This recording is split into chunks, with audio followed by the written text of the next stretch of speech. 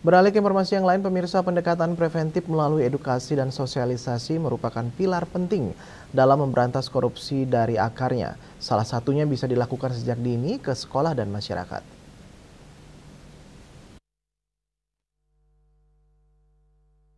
Pemberantasan korupsi tidak bisa hanya mengandalkan penindakan, melainkan harus membangun kesadaran dan budaya anti korupsi sejak dini, mulai dari lingkungan sekolah hingga ke tengah-tengah masyarakat.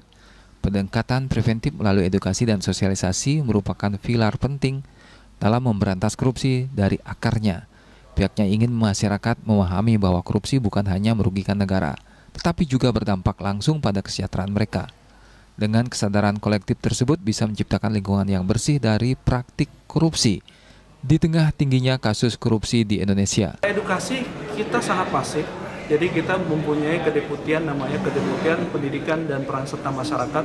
Salah satu tugasnya adalah melakukan edukasi kepada masyarakat bagaimana supaya masyarakat tidak melakukan tindak pidana korupsi, mulai dari masuk ke dalam kurikulum sekolah dasar sampai dengan kegiatan bus keliling.